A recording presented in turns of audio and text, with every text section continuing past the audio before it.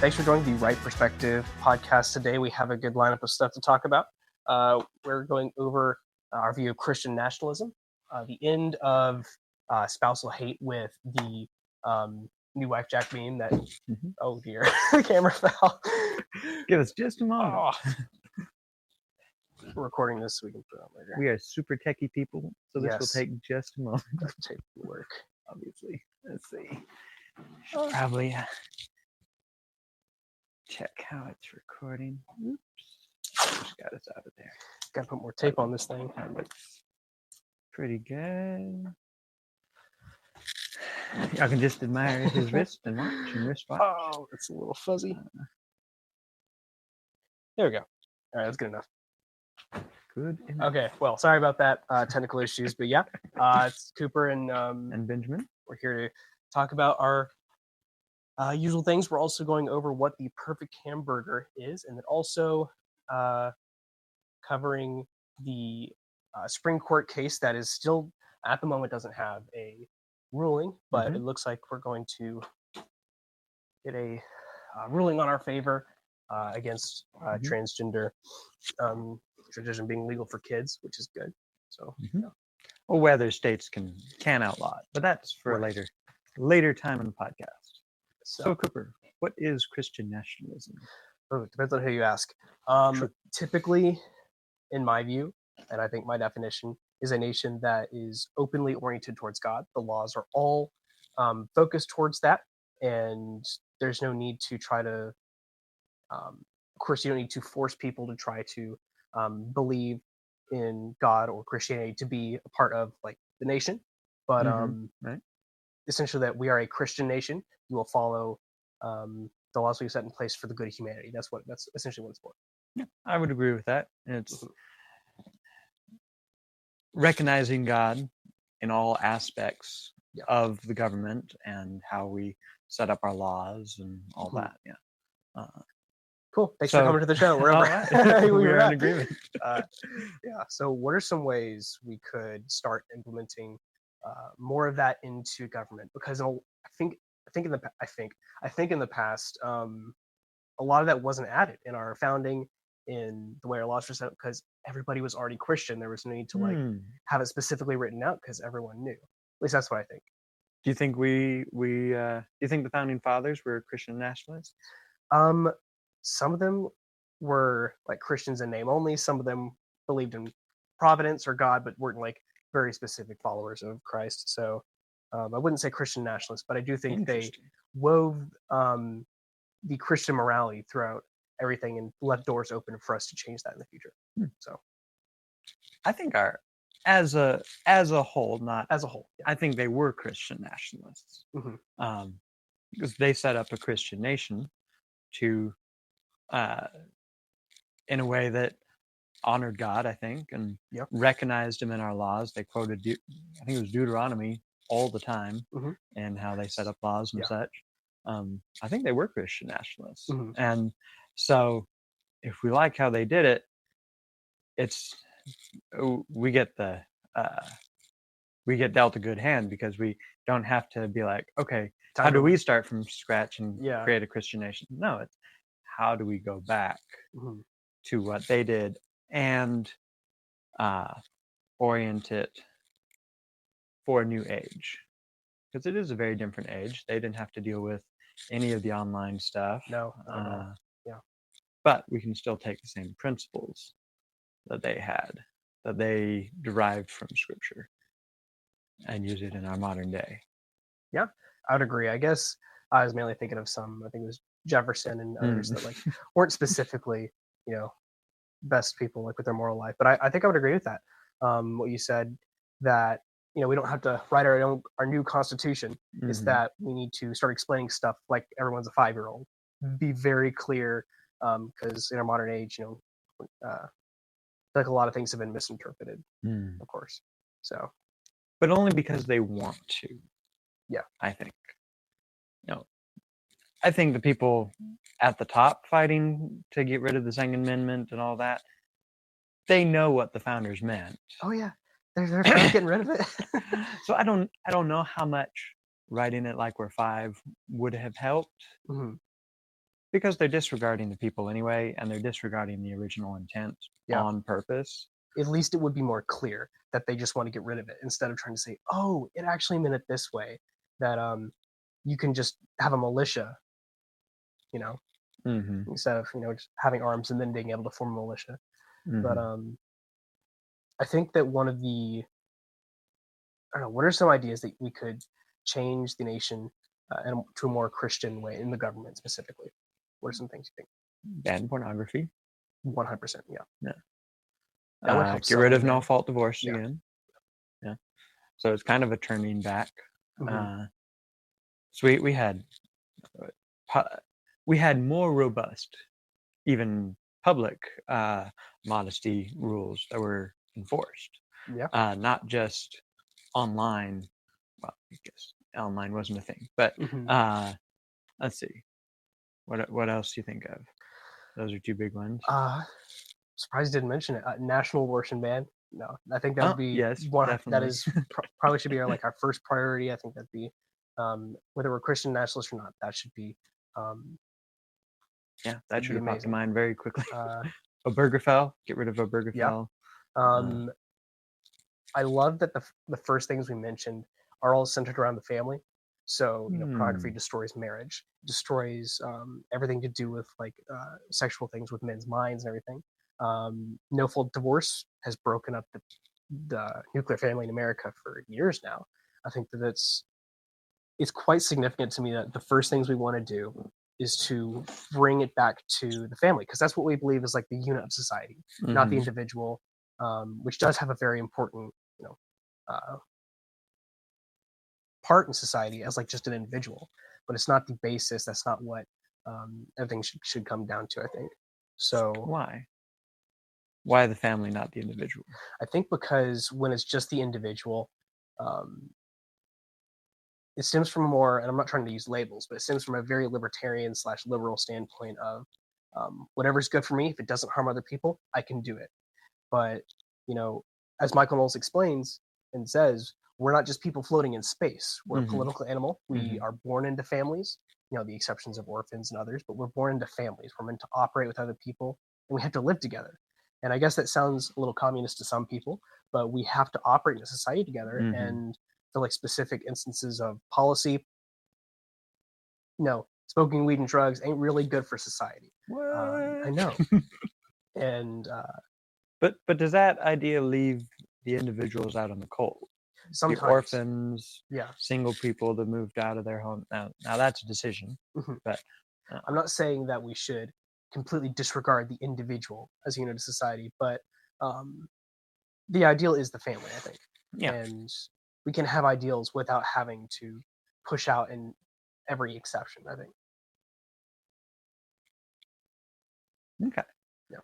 So now I interrupted you by asking about that individual family distinction. What were you were talking about? The first things that came to mind were protecting the family. Yes. Now, before the family was attacked with pornography and no-fault divorce and all that, we had feminism. Yeah. It started before that. At the same time, but well, no, that was the night. Started like 1919. Yeah, something like that. I mean, there was a little bit in the end of the 1800s, but so there was kind of a stemming from feminism, these attacks to the whole family. Right. So you can kind of see how those movements line up, especially right after the 60s and 70s.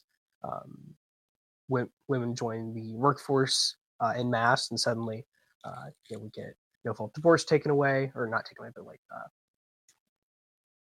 put into law. Added into law. Yeah, added to law. And so these movements, I think, piggyback off of each other.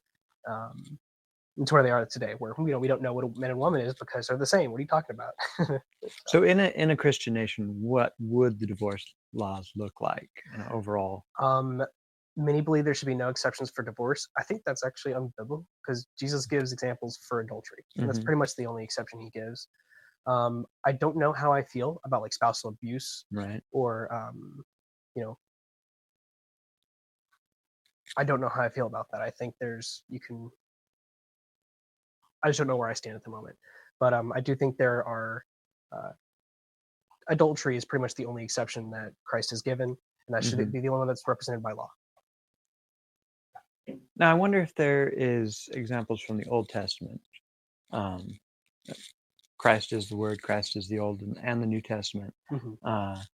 Wonder if there's examples that he gave us in there that would be useful for sculpting divorce law. There are laws about whether what would happen if a man is not fulfilling his duties as a husband. I have to look into those more. But those would speak to spousal abuse. That would, because part of the duties of a husband is to protect the wife. If he's abusing her, it's is not loving your life as Christ loved the church, Absolutely. And even on a more basic level, it's the opposite of protecting her. It is a complete abdication of those responsibilities. So I have to look into that more, and maybe we can talk about that again in 2 weeks. That'd be a good deep dive, Yeah. So how should divorce law be set up? It's affected so many kids. A lot of people back down in Houston, the Austin area where we used to live, who all their parents got divorced, and it's really hurt them a lot, and it's really sad to see, because it tears the family apart for something like, we just fell out of love. What do you mean you fell out of love? Why didn't you decide to not to? You just decide not to. Bodhi Bakum says he recounts that growing up, he didn't know anybody in his neighborhood that had a man living at home, like that had a father figure in their home. That blows my mind. Like, such a complete cultural shift. When was that? When was he? I'd guess he's in his late 60s right now. So that would have been 1970. No, about 1960. If he's 65, that would have been him born in 59. So yeah, the 60s. Growing up in the 60s. The Great Society. Yeah, and that's crazy. I hadn't thought about how far back that destruction was fully implemented. Well, it's so far back, and yet it's not that far away. Yeah. I mean, in the grand scheme of history, the 6,000 years of being on the earth, it is 6,000 years. Yes. Roughly. That's like 60 years. That's not that long. Was that 1%? No. 0.1%. I'm bad at math. So. Don't quote me that. Don't quote me. Well, 600 is 10%. Yeah. So 60 is 1? Okay. Maybe you're not so bad. All right. I mean, it's working with tens. That's not really complicated stuff.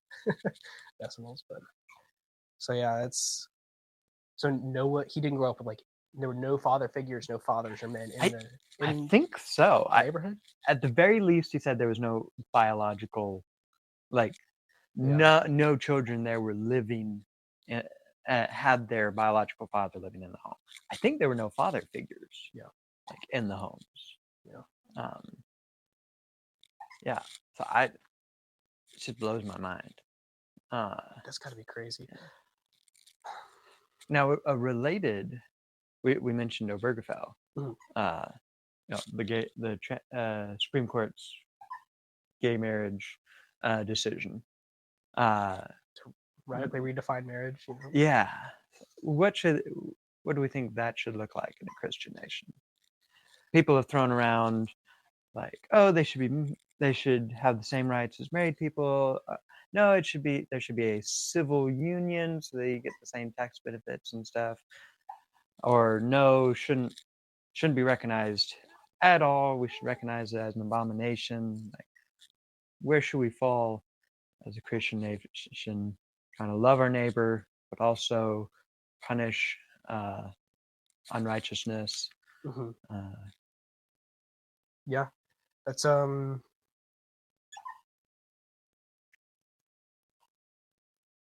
obviously, we both believe marriage is between a man and a woman only, one man, one woman, and that I think the law should reflect that, because it's specifically like a religious institution that, because some people, they want to, especially back in 2023, there's a whole argument over, is marriage even good? The law type of marriage for men, because of divorce court. Red Pill Bros talking it's still about going on. Yeah. And so I'm thinking, they think about marriage in the legal sense. We're thinking of it in the religious, where it's the union between a man and woman, heart, mind, and soul, whereas it's just the legal. And so I think we have to actually, it will take the nation to like meld them together. This is the law should reflect the religious, because that's what it's based off of. Otherwise, you want tax benefits. That's just what it is. And there's no purpose for it. And the reason it should only be, I enjoy those, but yeah, I mean, yeah. Sorry, got you off track. That is a good thing. Tax benefits would be great. And then there's people that say, "Oh, the law shouldn't have anything to do with marriage at all." There's that too. I'm not sure what I think about that. I'm not sure what that would look like. Yeah. I'm sure you have to get the $40 certificate that you're married, but other than that. Yeah, if you don't have an institution, well, that would still be the law. If you don't have an institutional church, then I think the government has to be involved in recognizing marriages. Yeah, I would think so too. Because the law does set the standard of the nation. If murder is not illegal, then I'm pretty sure there's going to be a lot more murders. I think the reason it should be between a man and a woman is because God said it. Yeah. Said so. But if you don't accept that premise, then there's also, if it's a man and a man, a woman, whatever, then it's just two people who love each other. What about best friends? They love each other. It becomes like, what is the purpose of marriage? Because you can't, again, to bring up Michael Knowles, we're not Catholic, but it says a lot of great stuff. Things by their purpose.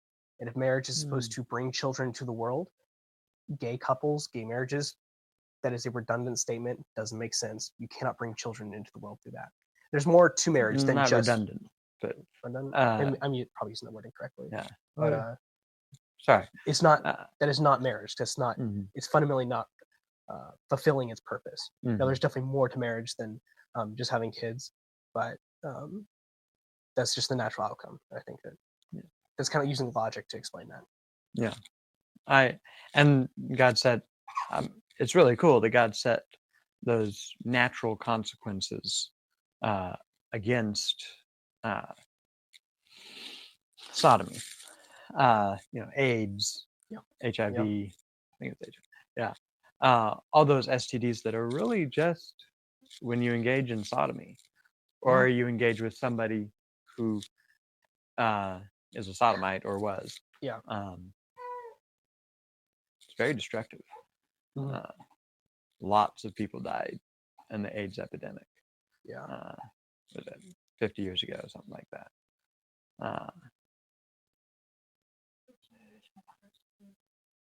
Yeah. Yes, my wife is right. It's a generational curse. You cut off generations. You have all your fathers and grandfathers and great grandfathers that worked to build up this life and have children, create a legacy, and you're like, nah, we ain't doing that. You're not even respectfully saying no. It's just no. and you're permanently hurt, and that's unfortunate. But that's the consequences of that abomination of sin. And with your actions, you're using words that I am not willing to use. Let's see. So pretty much getting rid of gay marriage. What do you think about civil unions? That idea? I don't like it. I think that goes against the government's mandate to have law as a teacher, and to have and their mandate to punish evil and reward good. Having those tax benefits is actually a really good and clear way to reward good. Yeah. Marriage is good. It's good for society. It's good for the people in it. It's good for the people around it. Very good for the kids. Excellent for the kids. The best for the kids. Yes. So that's an excellent way of rewarding good. if you extend that to what is evil, it's just marriage with a different name. Right. It's rewarding evil. Mm-hmm. You need to punish evil. Yeah. Public sodomy should be completely shamed. Should not be acceptable. Now that's not so much the law. I'm not sure how the law should punish sodomy, but as a people, it needs to be totally taboo. Again. Yes. Make sodomy taboo again. You heard it here first, folks. This was a while ago. My mother proposed an idea for civil unions because not for tax benefits, but like, what about the hospital? Am I allowed to go into the room? Because otherwise, you're just someone who's not related in any way. And part of me says, yeah, maybe they should be able to go to the hospital room. But the other part of me is like, but that would be one of the benefits of like marriage. I'm a little bit unsure on the issue. What do you think? I think it's a little bit like calling a guy who thinks he's a girl, guy who thinks he's a girl, man. It's accepting the lie. It's accepting their twisted view of the world. Men can't be married to men. If you extend privileges to a man who thinks he's married to another man, the privileges that you extend only to married people, then you are accepting the lie and the derangement. I think that makes sense. I mean, yeah. I think it's ridiculous. I can understand the attempt at compassion. That's mainly where I was coming from. So I'm thinking it's just the legal thing. They want to see their person. I was about to say partner, but a person that they care about. A person they care about, whether rightly or wrongly. They're about to die. Why can't they see them in the hospital? And I guess that is kind of like cherry picking a situation that doesn't happen often. Like, what about life of the mother for abortion? They try to justify the entire argument by that one small example. And that kind of thing brings up the conversation, a different conversation of like, well, why can't really close friends go in and see? I know, because it sounds like a premise was set up for one answer only. What do you mean? That if you said no, like, you instantly sound like the really, really bad guy in the argument. So I don't know. Yeah, but then it's like, well, how does a hospital staff that's completely removed from your circle tell, like, wait, are you the really good friend, or are these 50 other people the really good friend? Yeah. Like, we can't have 50 people in the room. But then that brings us back to like, well, maybe healthcare should be brought back closer to when doctors would make house calls, would visit patients in the home, and healthcare would actually happen in the home with the family members taking care of the sick. Maybe there's something to that, coming closer to that. Yep. Still having emergency rooms and that kind of thing. I think those are good. Definitely a societal good. Yeah. But there's all these problems that come up with hospitals. You know? The insurance. The visiting rights. They can probably still, if they say, oh, you have COVID, we're going to put you in this section of the hospital, and no, nobody can come visit you. Yeah. Hold on now. I mean, hold on. Recently, there was, I forgot what hospital it was at, but it was a doctor in Greenville, Texas, who called out to like Ken Paxton and said, hey, this hospital, I think it was in the Children's Medical Hospital in Texas. What do you know what the name is? I don't know the name. But they were performing transgender surgeries illegally on these children. And he's like, I got to stand up and say something, because that's against the law and absolutely horrible. Ken Paxton's prosecuting them to the full extent of the law, which go Ken Paxton. That's great. I actually really like that guy. That's good. But yeah. Know him by his enemies. That brings us to what the Supreme Court is doing right now. Yeah. They are hearing a case which I got to be a small part of encouraging happen, and you wanted to go to Tennessee. Yes, I was too young. But you were submissive to your parents. Yes. And did not go to Tennessee. I went when Matt Walsh had his rally in support, encouraging the Tennessee legislator to put in this law against gender mutilation surgeries for minors. And now that law is before the federal Supreme Court.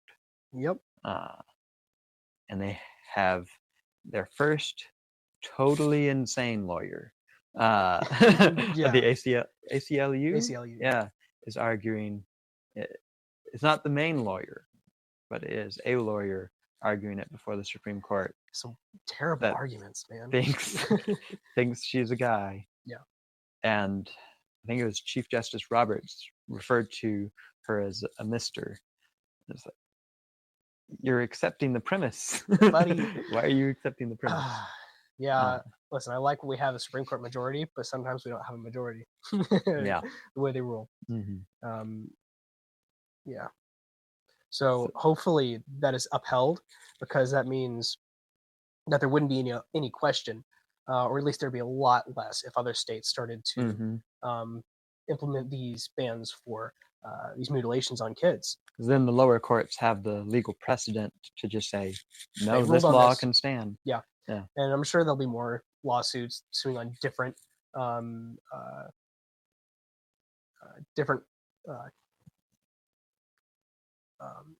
aspects of the law coming at it from different angles. Sorry, brain fart. Because this one, it was like, you're violating the 14th Amendment because you're discriminating on the basis of sex. And then I think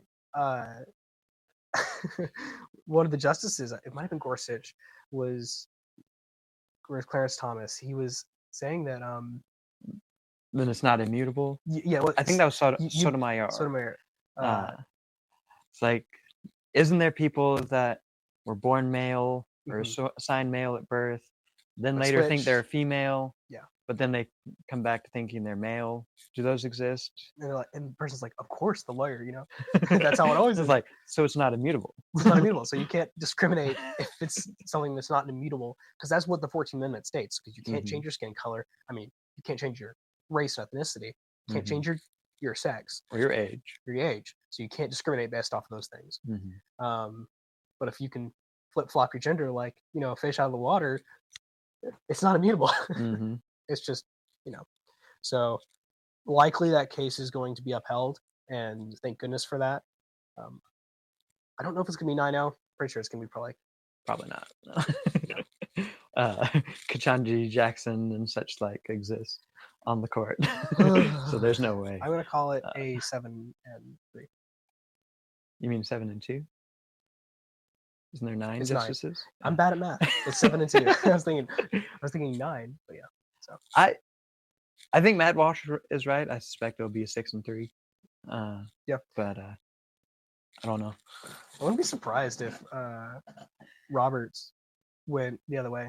Yeah. Because he consistently is just like, the Supreme Court is in this funny position where they want to be, they're all conservative, and they're, especially Gorsuch. I love Gorsuch. He's great. A lot of He's kind of squishy, isn't he? Gorsuch was squishy. It's Roberts. Roberts is squishy. Yeah. They're both squishy. They're both pretty squishy. Gorsuch was Trump's first appointee, I think. Yeah. I mean, they're pretty much all, other than Clarence Thomas, they all have squished on a lot of things. Kavanaugh, Coney Barrett. Yeah, it's true. It's true. They often try to not pick a side, when I think a side should clearly be picked. Oh, yeah. Especially on these moral issues. They're like, especially with abortion. When Roe v. Wade was overturned, thank God, that's great. But they were completely indifferent on whether abortion was good or bad, or should be recognized as a life by law, the baby. It was just like, we don't want to get into that. Here you go. And I mean, I can understand partly why, because they want to keep their lives, their respect for the Supreme Court as an institution, because that has been historically, it's been ever since Roe v. Wade. Actually, the trust of the Supreme Court has gone up, but it's been going down over time. So they want to keep that, so that Congress doesn't try to implement rules on them. Right. because the House hates the Supreme Court. Yeah. So easy to show from the Constitution, though. The only possible hang-up that I can see, I think it's the 14th Amendment. No, is it the 14th? I don't remember. It's a pretty broad. Maybe it's the amendment. 4th. I don't know. I'll have to look it up again. But we spoke about this last time. The only possible logical hang-up where you could say, yes, states can make a law allowing abortion, is to not recognize that while in the womb, they are people. Yeah. Because the Constitution uses the word people or persons. So what we need, I think that's that personhood amendment that people mention. Yeah. Because once you have that, it just takes a couple lawyers to actually push that case forward that, no, you can't abort them because they're a person. You're going to go to jail. You know? Which, isn't that what they had in Louisiana? That had the big ruckus about IVF. I think so. Oh, you can't freeze them because they're people. Yeah. You can't abort them because they're people. Awesome. Well done, Louisiana. Yeah. Yeah. We didn't mean to talk about abortion again today. No, but it comes up with the Supreme Court. Right. Their biggest failure, and then one of their most recent almost successes. I think so. Yeah. I would definitely give it a win, since we can ban a lot of abortion. It's in no state is it actually banned for all cases, which is unfortunate and evil. But it's a step forward, and I'll praise that. So, and I don't. It is a little bit of incrementalism at work, which hopefully means maybe this next legislative session we could actually ban it for all people, not just surgeons in Texas. That would be awesome. The pill is the most important thing. I think because so many people take the pill, so many women take it and it hurts their bodies, and that's how most abortions are done in Texas now. It's really terrible. The problem with most incrementalists is that, oh, we got the ban, I'm gonna sit back in my chair. We got this ban, move to the next one immediately, and eventually get to a complete abolition. It's like stopping once you have the ball in soccer. Yeah. It's like, oh, now I can sit back. I have the ball. No. And you press. But that's not happening. So we want to push that forward and make it actually happen. So yeah, in aspect, I'm a complete abolitionist. If we can get a bill passed that bans it nationwide or statewide, 100%. If we can't get that, they're gonna get the next best thing and then march to the next. I agree. Next market. You have to be. That's not. I don't think that's compromising on values at all.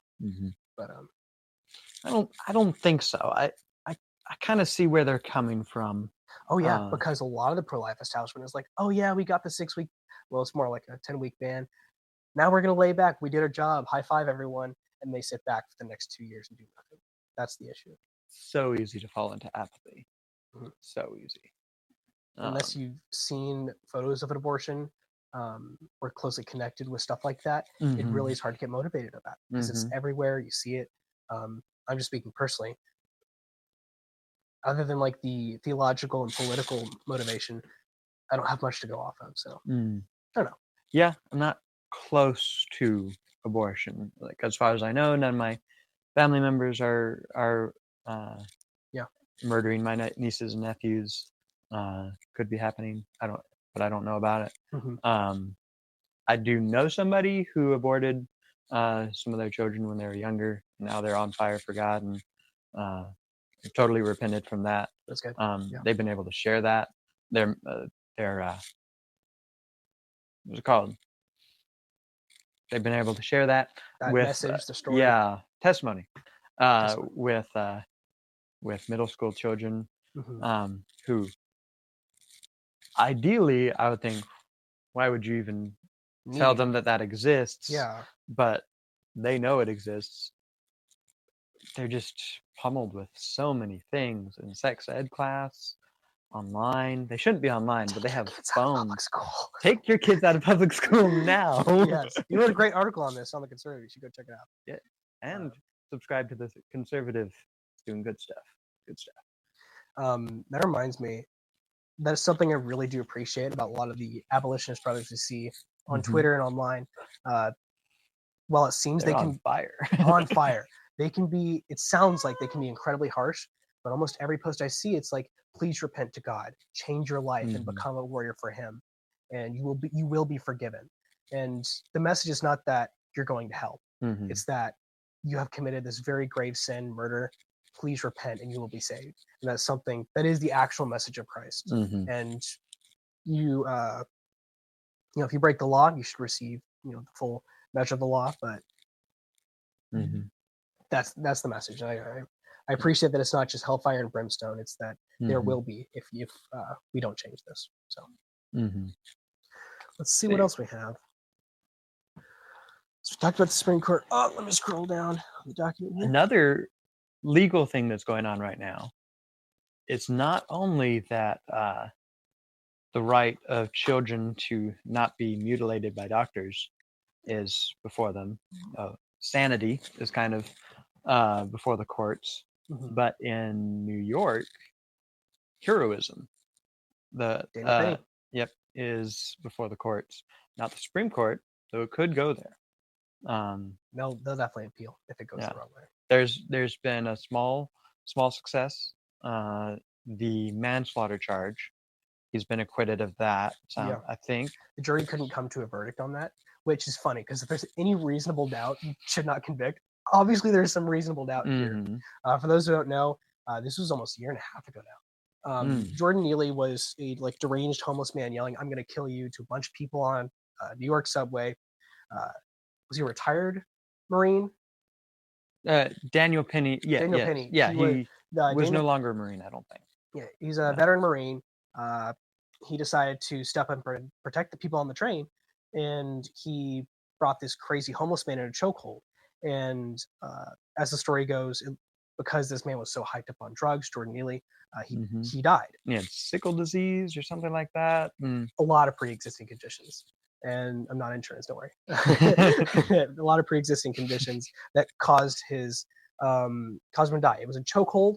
It wasn't supposed to kill. It was supposed to be a submission hold. Long story short, Alvin Bragg is now prosecuting him for manslaughter and for a couple other charges too. That was recently acquitted a couple days ago. So the biggest charge is gone, but still the little smaller charge. I'm not sure what the other one is. They're trying to get him on. Probably assault or something like that. Endangerment. There was a bombshell report. And this was it was mind-blowing to me. On the scene, the officers' body cams when they got there showed that Jordan Neely was still alive. They didn't want to perform CPR because he was gross.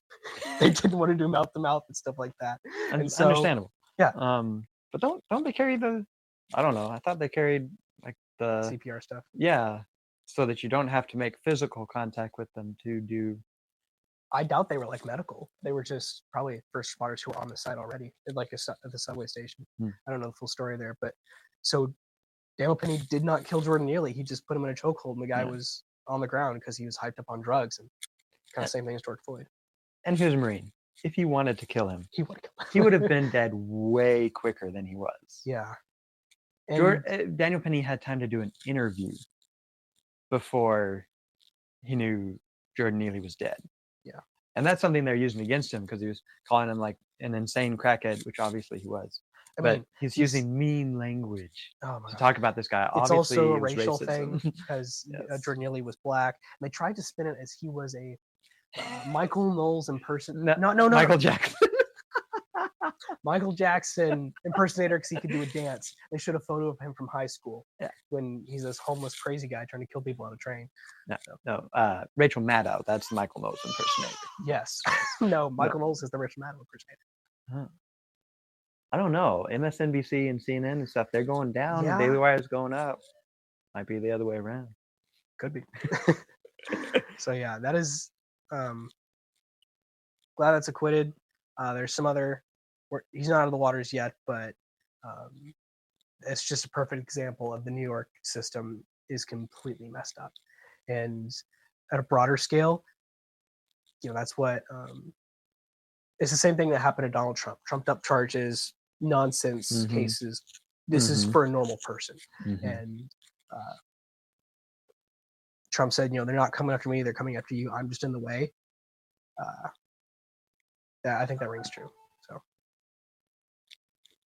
I bet that he should be on, if he is if he is found guilty, wrongfully.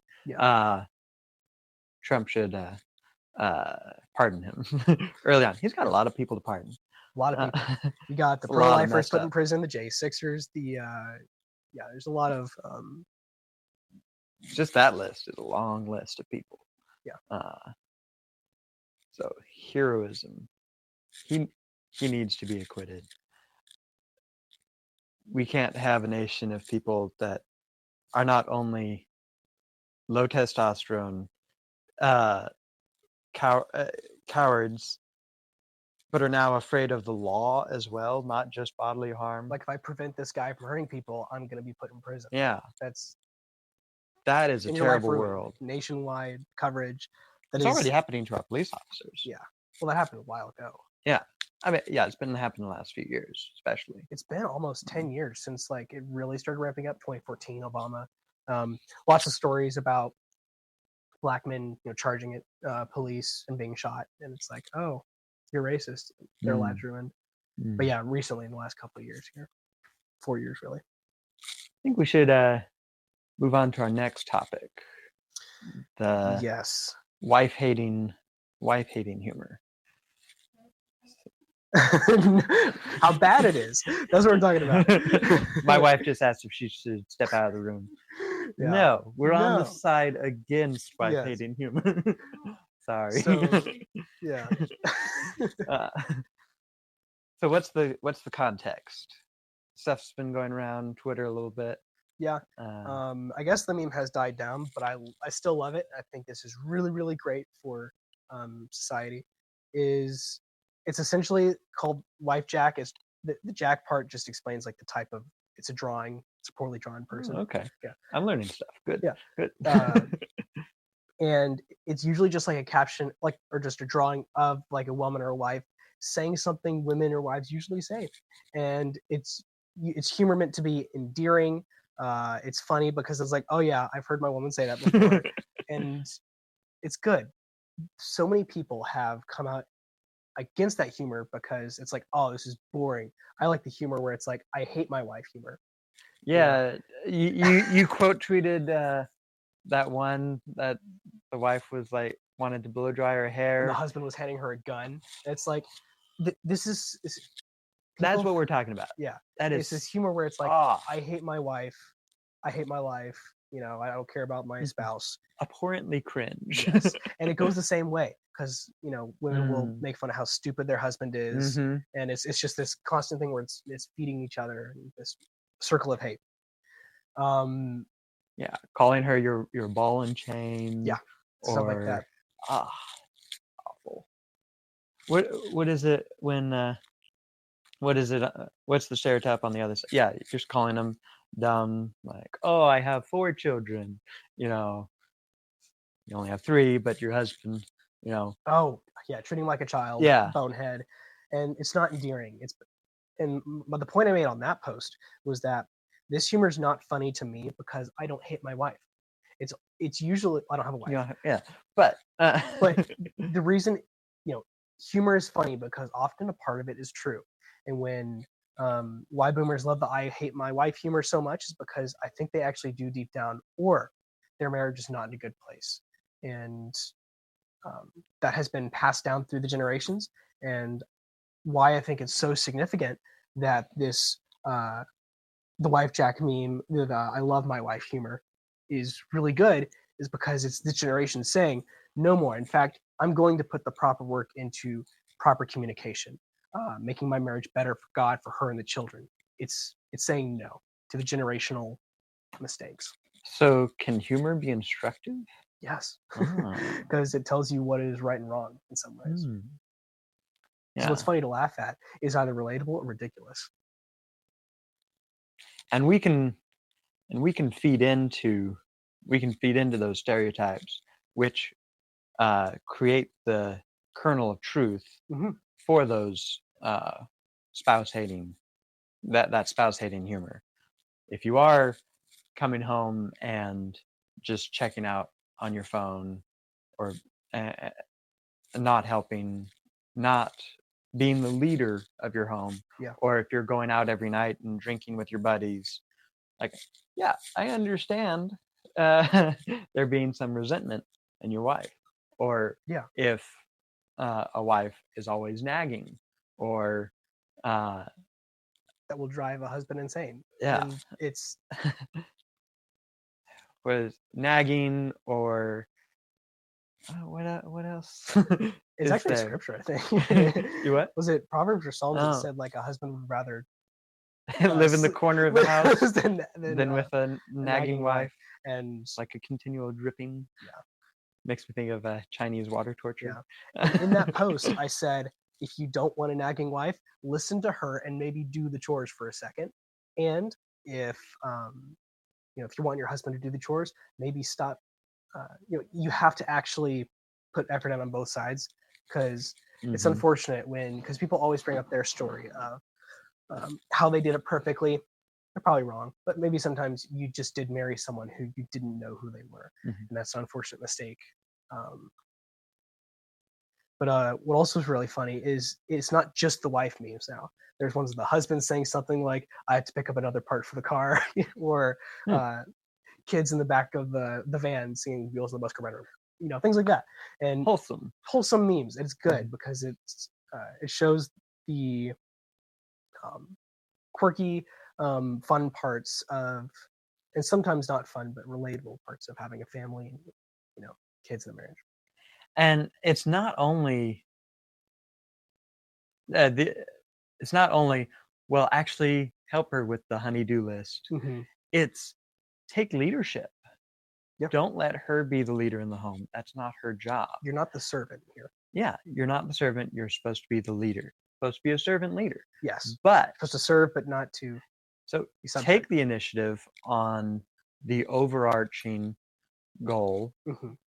Give her, what's it called when you like, okay, person, I'm going to give you this sphere of influence. Responsibility. It starts with a D.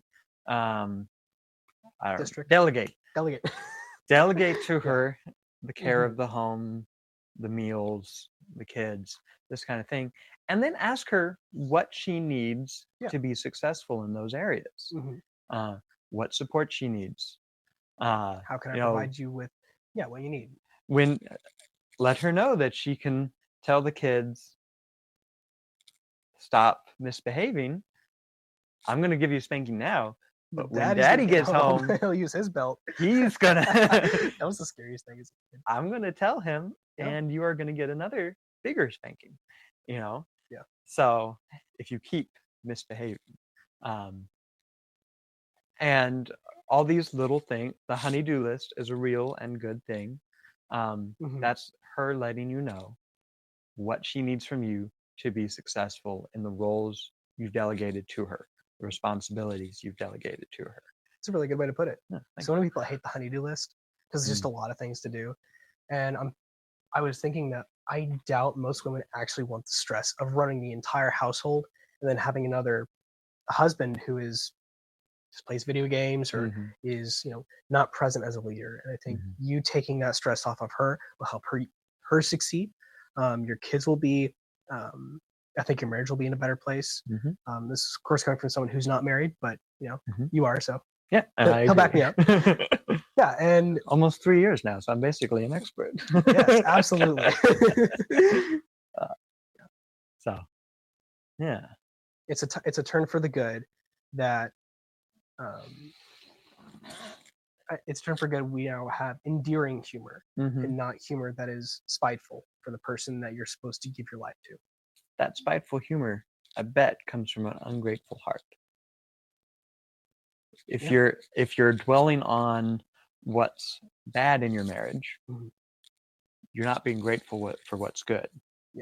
So and that humor helps us dwell on what's good and what we're grateful for. So do the good humor. Don't do the bad humor. Good humor. Good. Bad humor. Bad. All right. Solved. So should we talk about your terrible views on how to make a hamburger? I haven't even heard them yet, but okay. the fact that he thinks he'll disagree with me means they're bad. I didn't say I think you disagree. I said I think you had a terrible take. I don't even know your take. I know it's going to be bad because you have very strange food tastes. Thank you. So the proper hamburger, how you should make a proper hamburger / cheeseburger. I ran several polls on this. One poll and some several questions. You did? I did. I missed them.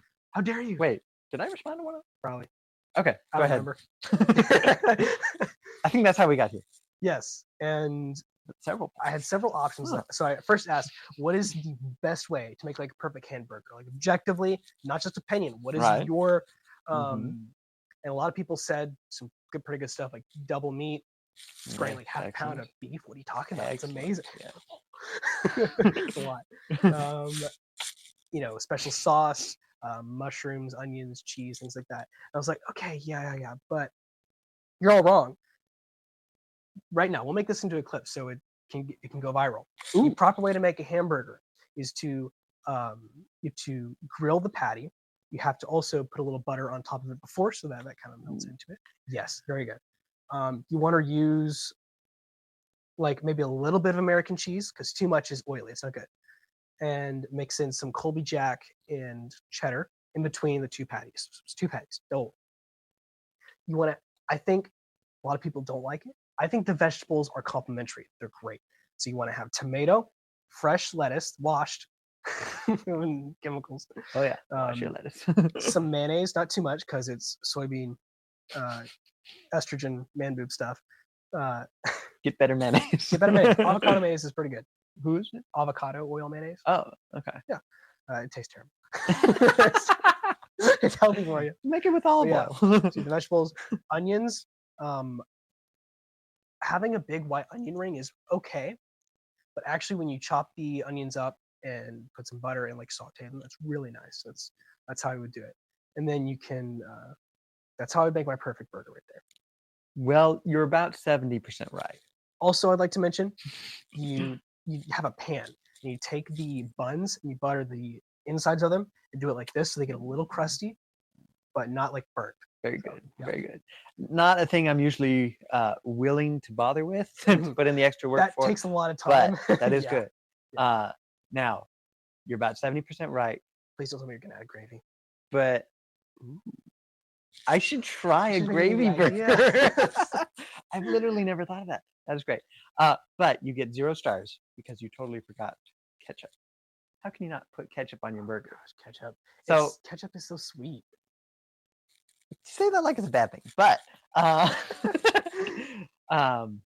no, perfect burger, like on a brioche hamburger bun. Okay, all right. Toasted, like you said, with some butter. That's fine. Yeah. Double meat. Okay. Bacon is optional, but it is an excellent way for some variety. Okay. Yeah. Some sodium. Some lettuce or tomato is good for variety, but it's not your optimal normal burger. Okay. And American cheese is fine for cheap and easy, but you really want something like Colby Jack or Munster cheese. Munster is just like grilled.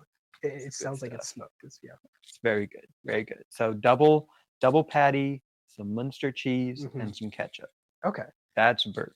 Feels a little. That's a good burger. Yeah, I thought you would say that.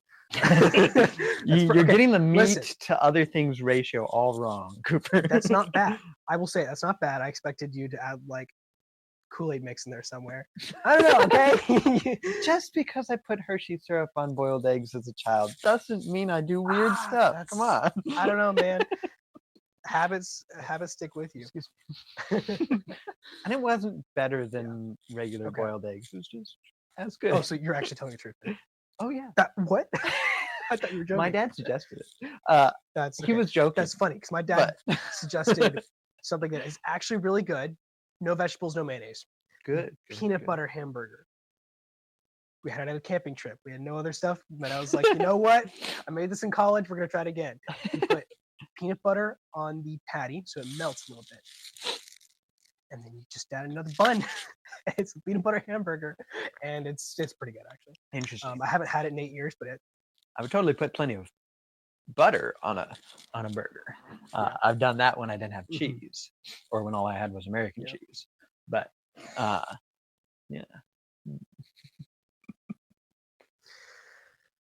Yeah, he makes a lot of weird food. Your dad? Yeah. All right, let's see if we have any comments or questions by people. See if we have any listeners. Yeah. Obviously, we'll have plenty of listeners later. Oh, we got one listener. That's you. Oh. That's your wife. Okay. Excellent.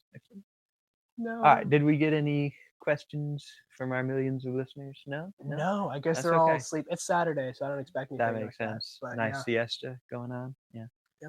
All right. Looks like that was a pretty fun episode.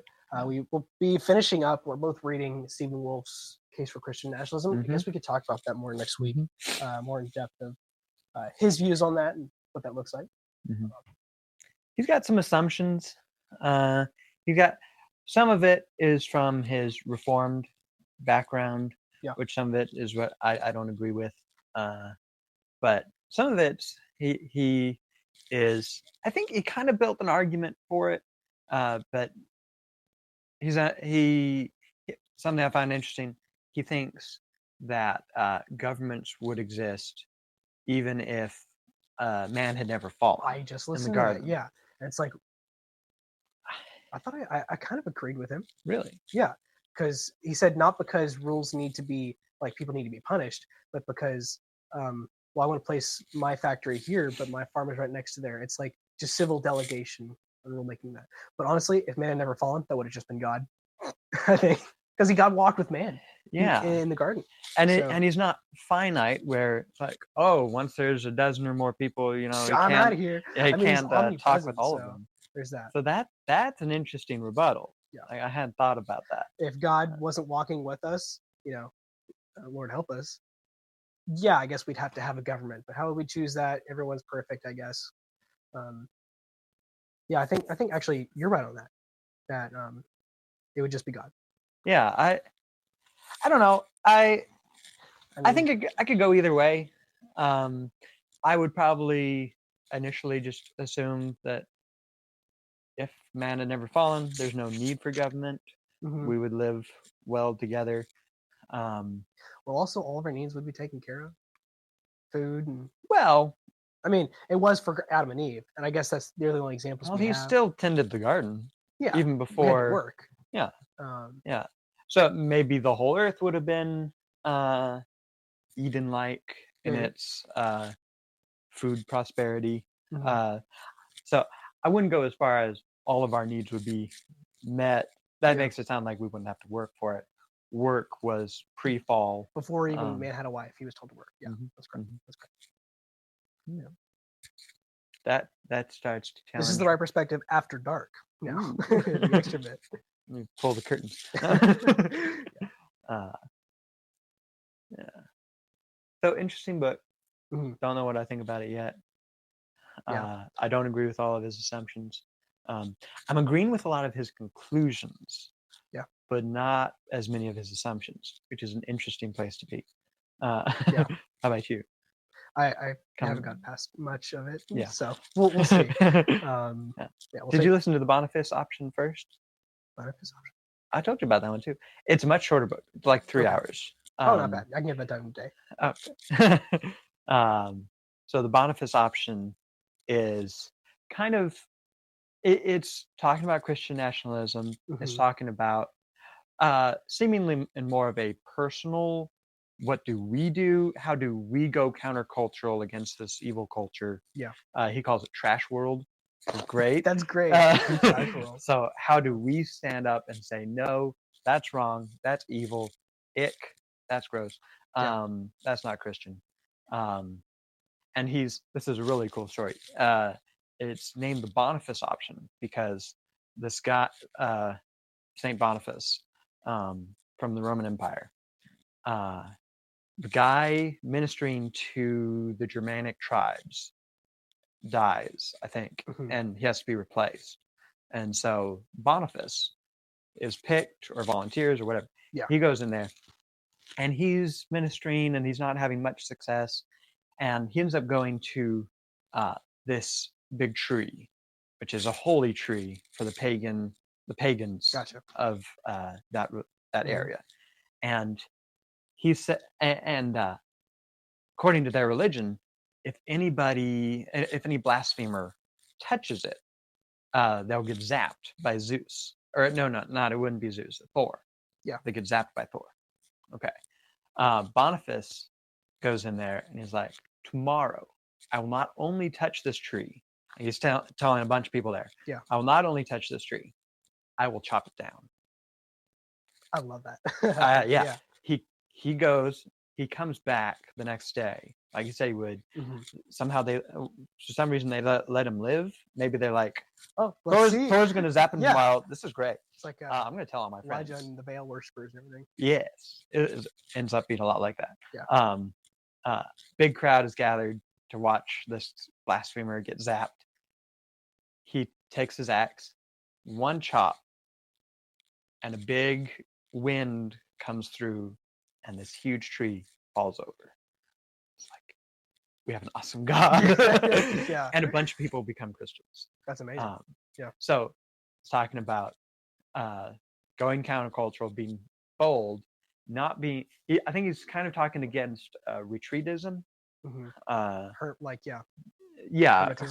Hermit like, but even just not even just being a hermit, but trying to not touch the culture.